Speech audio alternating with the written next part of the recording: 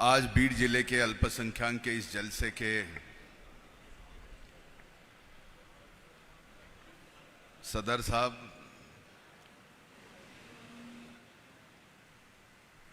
हमारे मरहूम चाचा जी मुंडे साहब के जिगरी दोस्त,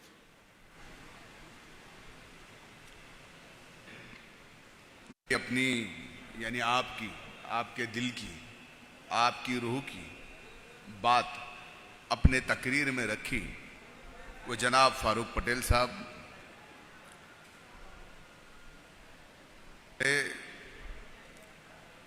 महादेव जी उबाड़े, लंबी भी नहीं लेकिन आपके दिल के गहराई तक पहुंचाने वाली करनी थी, लेकिन आज कुछ समय का तकाजा है। आज सिद्दीकी साहब आए हुए, वैसे ही सीएम और डिप्टी सीएम साहब ने 3 वीडियो कॉन्फ्रेंसिंग पे मीटिंग रखी है, इसलिए मैं ना लंबी ना चौड़ी ना दिल को छूने वाली आपकी बात करूंगा। हाँ, जख्म बहुत बड़ा है, अभी तक भरा नहीं है। अब देखते हैं फारूक भाई कब भरेगा। जख्म क्यों है ये आप भी जानते हैं, जख्म क्यों है मास्टर साहब आप भी जानते हैं, और जख्म कितना गहरा है ये आप सब जानते हैं। जानते कि नहीं जानते? आपने कहा हम कब तक मांगे, क्यों मांगे, किस किस के लिए मांगे। भाई मैंने भी तो अपनी इज्जत के लिए एक बार ही तो आपसे मांगा था, और जब मैंने अपनी इज्जत के लिए मांगा था तब आप सबसे मैंने ये कहा था कि यहां से मत सोचो, आपके दिल के अंदर मुंडे साहब बैठे हुए हैं, दिल का सोचो, दिमाग में कुछ अलग चल रहा है, दिमाग का मत सोचो। अब बात यह है कि आपने दिमाग का सोचे, ऊपर की बात थी, हमने भी मना नहीं किया, लेकिन यह करने के बाद मुझे आप बताओ कि आपके अंदर, आपके घर के अंदर, आपके काम के अंदर, आपके माली हाल के अंदर अगर 19-20 का भी फर्क हुआ होगा तो आप अल्लाह को याद करते हुए छाती पे हाथ रख के बोलिए कि हां फर्क हुआ ये करके। 6000 से मेरे घर की इज्जत गई,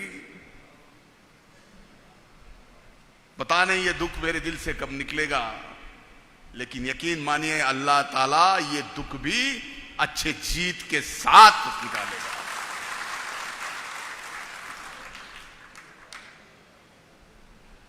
मुझे तो बीड़ में आने के बाद बहुत मजा आता है, ऐसे लगता है कि बीड़ में आओ तो 2-4 आमदार तो यहीं से मिलने वाले, मतदार संघ तो एक ही है, मतदार संघ एक ही है। योगेश भैया के प्रोग्राम में जाओ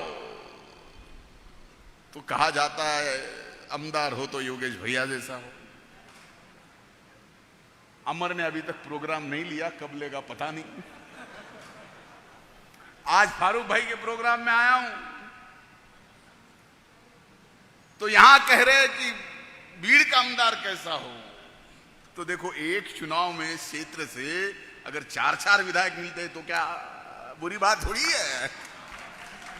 हमें तो विधायक चाहिए और जितने ज्यादा मिलते हैं उतने चाहिए।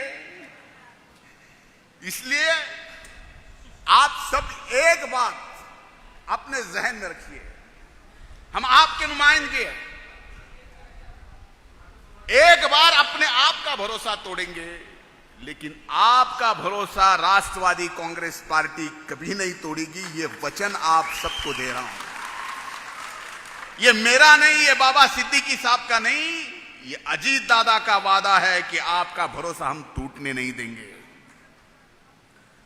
भले ही आपकी गलतफहमियां की जाएगी कि किसने किसके साथ पार्टी में अलायंस की, किसका फायदा किसको हो रहा है, लेकिन आपने यह भी तो सोचना चाहिए कि जिनके साथ हमने अलायंस की वो विकास के मुद्दे पे की, हमने राजनीतिक और अपनी विचारधारा का समझौता नहीं किया और ना ही आगे करेंगे। आज मुझे बताइए, ये अलायंस होने के बाद पहली बार मौलाना आजाद आर्थिक विकास महामंडल को 1,500 करोड़ रुपए देने की बात आई। ये आज तक की सियासत में कभी हुआ क्या?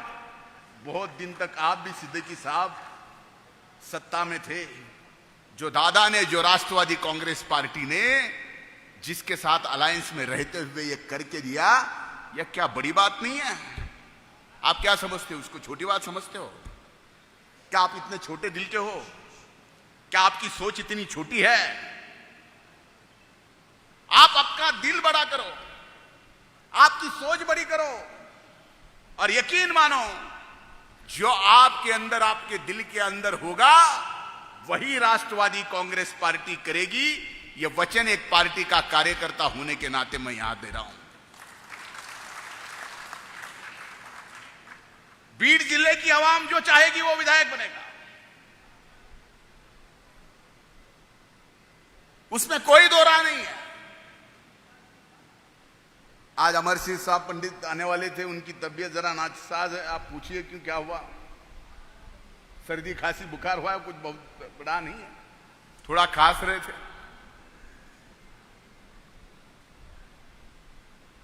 मुझे आज एक बात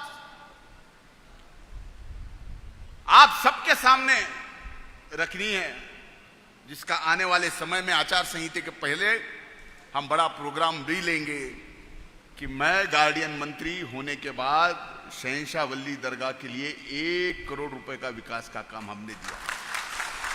आप सबकी मांग थी, आपकी थी, योगेश भैया की थी, सबकी थी, इनकी मांग थी। मेरी उस दरगाह पे श्रद्धा थी। फर्क ये है, इसलिए जो लोकसभा में हुआ, पहले ही जख्म से परेशान हूं, अभी तक फूल लेने की औकात नहीं रख पा रहा हूं। समझ रहे आप? दूसरा जख्म इतना गहरा मत दो। हाथ जोड़ के विनती है, मैंने पहले ही कहा था कि लंबी चौड़ी और गहरी बात नहीं करूंगा। आगे समय जरूर मिलने वाला है। क्यों फारूक भाई, बात करने का, तकरीर रखने का? मास्टर साहब, मिलेगा कि नहीं मिलेगा? जब मौका मिलेगा लंबी भी रखूंगा, चौड़ी भी रखूंगा, दिल के गहराई तक पहुंचने वाली भी रखूंगा, और सबसे बड़ी बात, रूह से रूह मिलाने वाली बात भी रखूंगा। आप सब यहां पे मौजूद है। बाबा सिद्दीकी साहब मेरे बाद भाषण करने वाले, अपनी बात रखने वाले, आपसे सबके साथ रूबरू होने वाले हैं। मुझे 3 मीटिंग करने के लिए कलेक्टर ऑफिस जाना पड़ रहा है। आप सबकी इजाजत लेते हुए मैं यहां से जा रहा हूं। फिर एक बार बीड़ के इस सरजमीन पे सिद्दीकी साहब, आपका बहुत बहुत बहुत बहुत इस्तकबाल, आपका आदर पूर्वक वेलकम करता हूं और यहीं पे अपनी तकरीर रखता हूं। शुक्रिया, अल्लाह हाफिज। देश विदेशातील प्रत्येक घडामोडींचे लाईव्ह अपडेट मिळवण्यासाठी आता साम टीव्हीच्या सर्व सोशल मीडिया प्लॅटफॉर्मला लाईक, फॉलो आणि सबस्क्राईब करा। तसंच सर्व नोटिफिकेशनसाठी बेल आयकॉन प्रेस करायला विसरू नका।